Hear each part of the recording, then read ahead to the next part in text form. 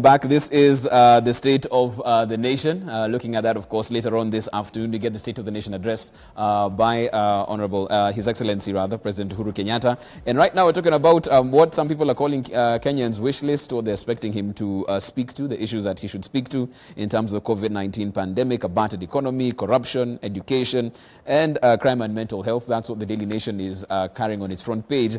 And when you speak about COVID-19 and the pandemic and put that next to the PD's front page, speaking about forgetting NHIF, Kagwe tells COVID patients, UHC comes into mind, and that pillar of the Big Four agenda. We'll be discussing that, but let's have another snippet from last year's State of the Nation address. There will be no turning back on the war against corruption.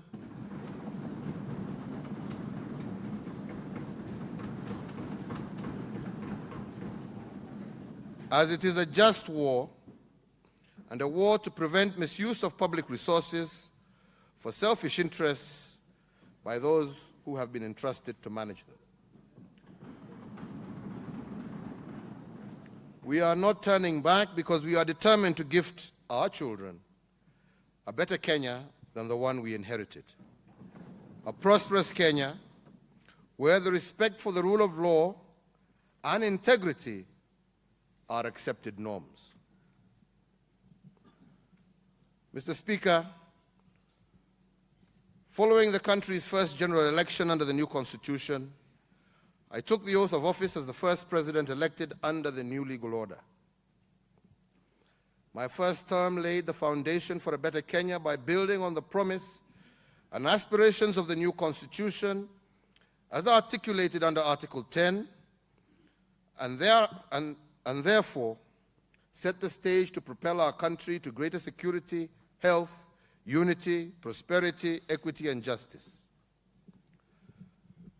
The national values and principles of governance epitomize the vision that Kenyans have for their nation.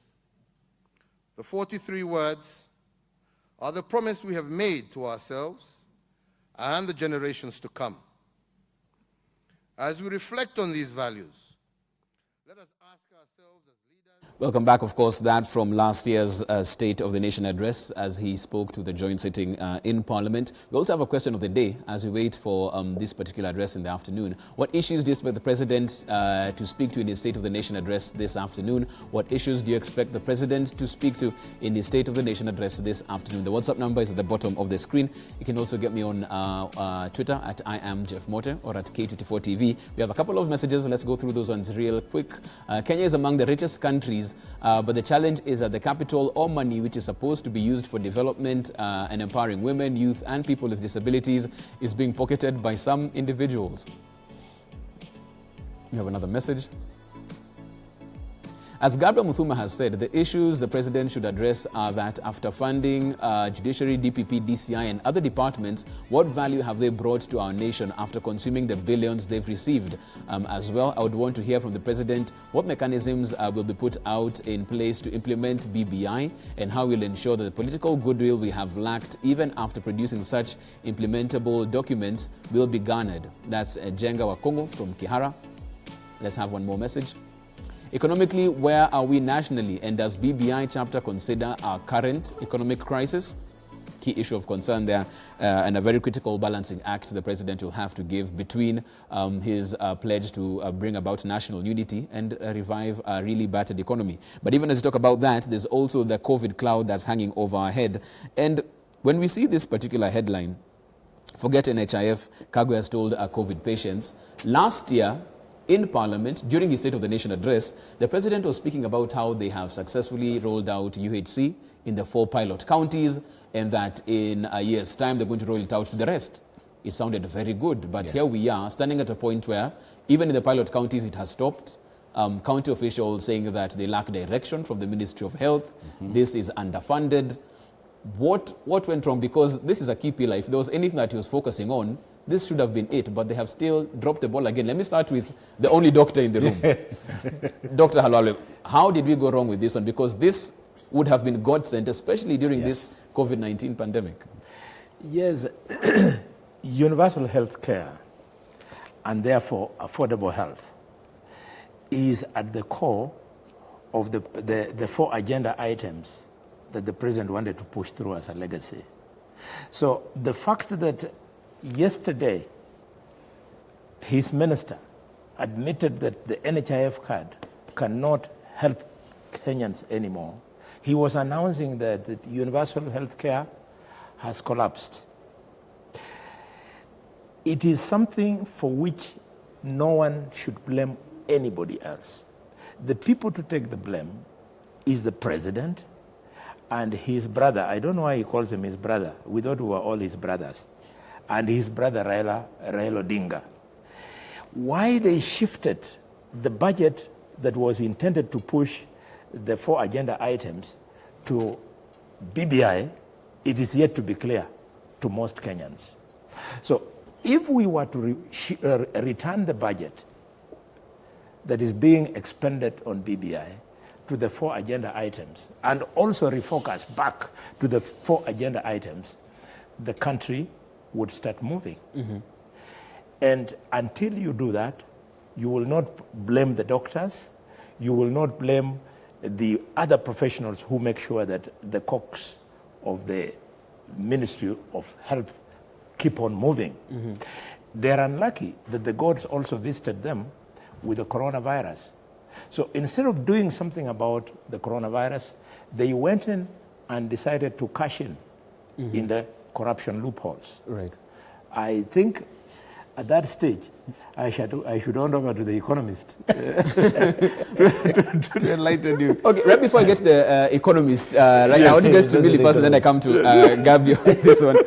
Millie, even as you look at the state of universal healthcare in the country as it stands, what had been promised last year as to where it stands right now, and then move to the COVID-19 pandemic, where we have lots of PPEs in a KEMSA store, and healthcare workers complaining that they don't have PPEs even now as we close the year. Clearly, there's a big disconnect in this Ministry of Health. How do we fix that? Because, again, it is one of the 4 priorities he pledged to focus on.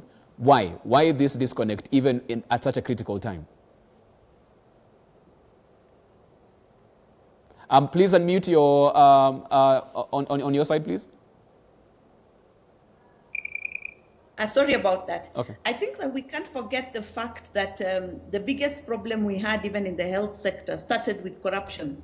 Remember the equipment, the health equipment that were deemed to be necessary, the same equipment across all counties, which anyone would find pretty strange given the fact that even with the rollout of the universal health care, they targeted specific counties with specific needs. The needs differ. The kind of illnesses that people suffer in different counties may differ from county to county. But the equipment was allegedly forced down the throats of governors. It is most unfortunate that, again, Parliament let us down with the report that went to do the analysis of this, stating that it was largely, I think if I remember correctly, that it was largely okay. Much as Kenyans were anticipating that report would condemn the process of forcing those equipment down governors' throats. Again, it was corruption that went there. We remember the CS Kagwe. He may not be perfect, but I think that of all the CSs, he's one who's really trying within the circumstances that he finds himself. We remember him commenting and lamenting about the issue of cartels, and trying to force people to acknowledge that they need to do the right thing. So again, the biggest problem we have within that sector is the fact that any opportunity that Kenyans see, and unfortunately, it seems to be Kenyans in public office particularly, they see an opportunity to make money, that this is my time to be able to line my pockets, if not now, when? And that's the thing that really needs to be curbed. Because the goodwill that Kenyans had during then, remember the donations that even started with COVID-19, Kenyans supporting one another, I think it has largely dwindled because you get very frustrated when you hear that nothing is happening. The food rollout that was flagged off by CS Matiang'i, subsequent follow-up showed it never reached anywhere. We were told logistics were not in place. We never had anything about it beyond that. So the health sector is also affected by the same thing. Again, corruption. And whether it is corruption of system, it is corruption of resources, it is corruption of the people and the mind, it is still corruption that is draining any process that will be put in place. And if we don't learn anything as Kenyans from the COVID-19 that we have gone through, and the need to at least have one system, if not all, at least have one system right. And we have been told by scientists that the next war is not going to be with guns. It's going to be through viruses and illnesses.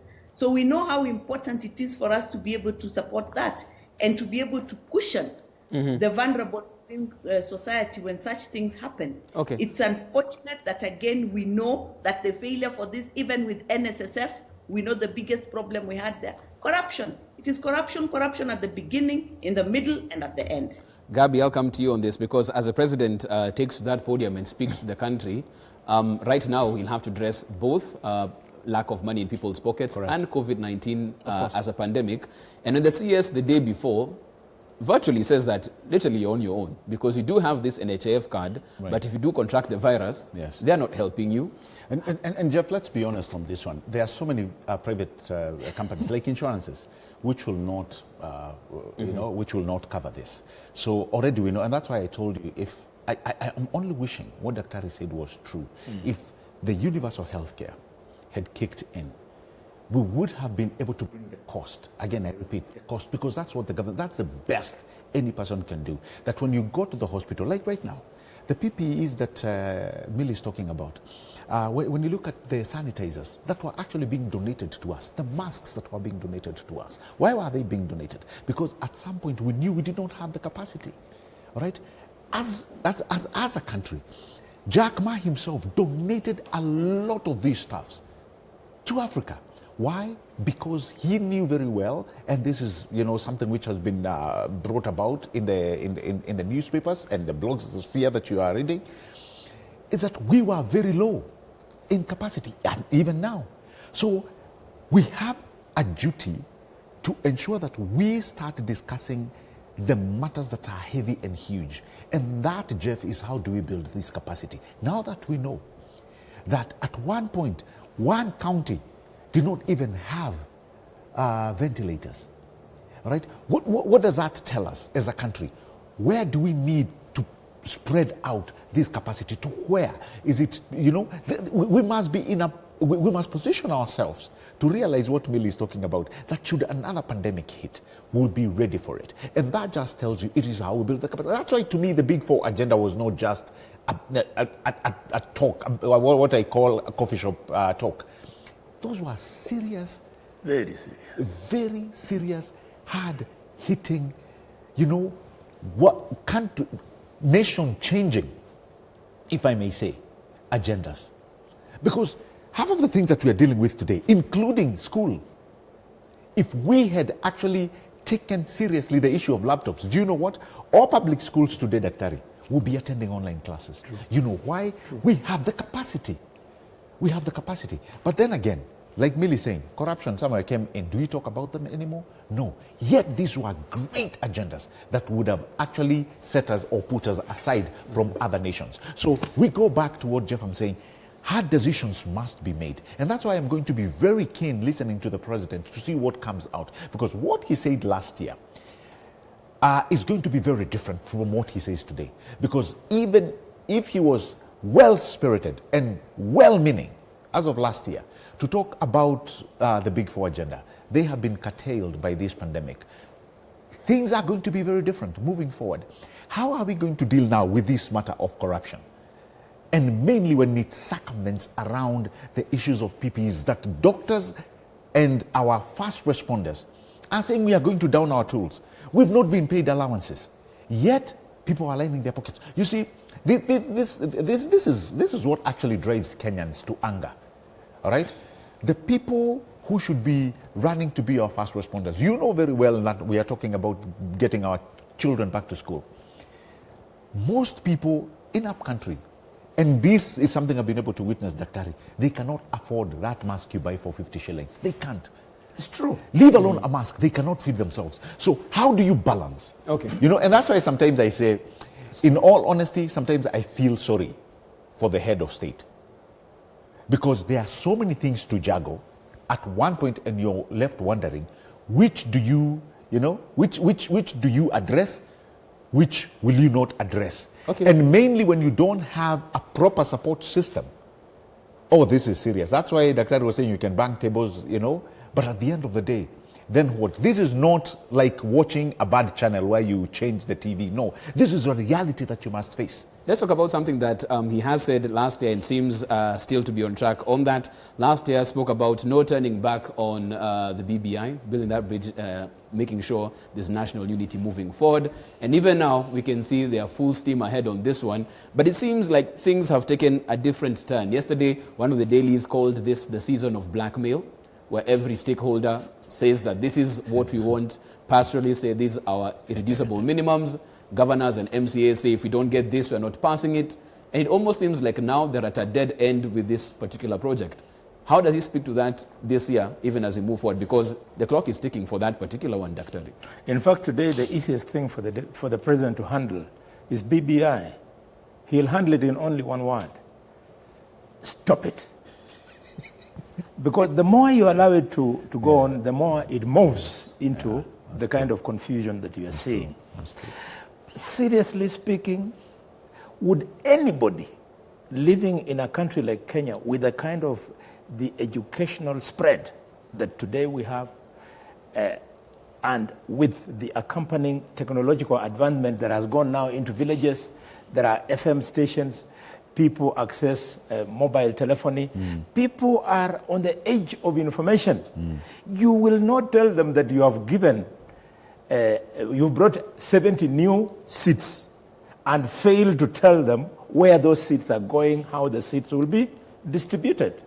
That invites debate. But according to the proponents of BBI, the matter is concluded, there can be no debate. Are you telling me that you are going to tell the women of this country that they are being thrown out of the National Assembly and being taken to some weekend house called the Senate, and you accept them to keep quiet? Even Millie will want to say, wait a minute, even as you throw us there because we are the weak agenda, so you think, allow us to have our word, to have our say. So the question of BBI should be ended today by the president saying, it's over, let us implement the 2010 Constitution. And by the way, we've been around. I think my brother Gabriel is a bit younger than me. We've been around. We've seen this bravado. It was there in 1992, when we knew that there was no way Colonel Matiba, Martin Shikuku, Jaramogi, and others were going to go away, get it as far as Section 2A was concerned. Up to the very last minute is when Moi carved in.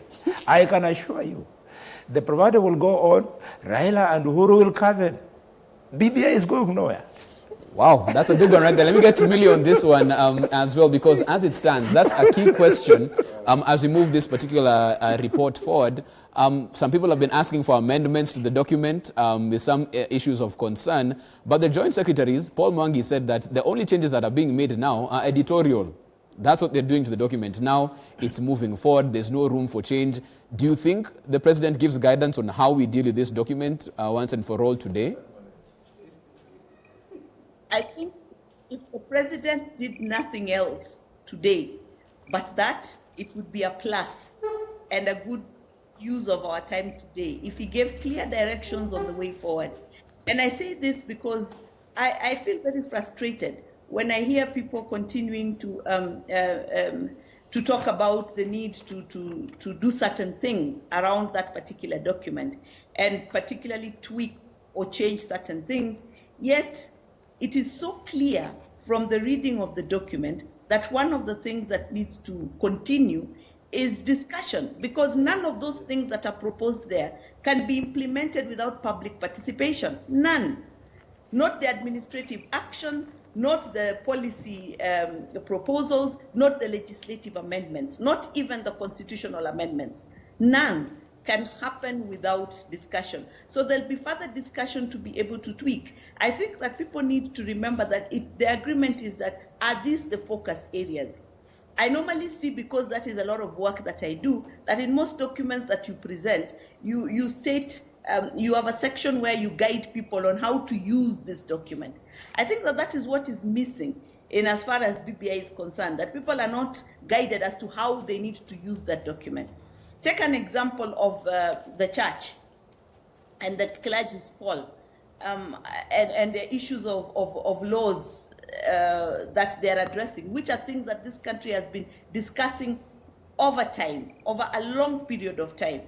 And their frustration with saying that they now need to stop BBI because of particular sections, yet they're not looking at the congregants and the fact that their congregants need to be able to work, to be able to even take sadaka to that church, and what BBI is doing to enable that situation, to promote shared opportunities and improve the economy. They are not looking at that. They are looking at the abortion laws, and the focus on that, they tell us reject the whole document. I think it would be good if the president guided people and talked to the House that is largely going to be involved in that process on how they're going to ensure that monitoring and continued engagement happens even as they roll out the different pieces of legislation or policies or administrative action that need to be taken.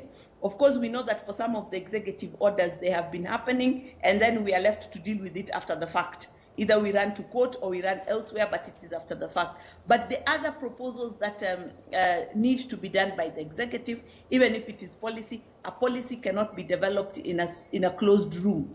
It has to have public participation. So I hope that that is something that he will clarify so that we can move on from focus on whether to bring down or hold up the BBI and focus on more how are we going to ensure that going forward we improve things so that if we are hit by another pandemic or if Corona subsists for another 5 years, we are able to deal with it. Gabi, let me have you on this one as we talk about public participation. As we see, the evangelical bishops have a solution to this, or so they say. Extend Uhuru's term. And if we do that, we'll give the president more time to deliver an all-inclusive BBI report, because as of now, we wonder when we'll stop this process, stop either removing or adding to the document and implement. What do you think about that solution? The evangelicals, they had issues that they had actually presented to the BBI, but extending the presidential term, I think they should know that that one cannot just come by speaking. You have to go through a referendum. It's actually a very weighty issue, so I think they should be guided accordingly. But more than that, I think you have two factions that have appeared. Again, these are factions within factions. Now you have one faction saying, no, BBI should go as is.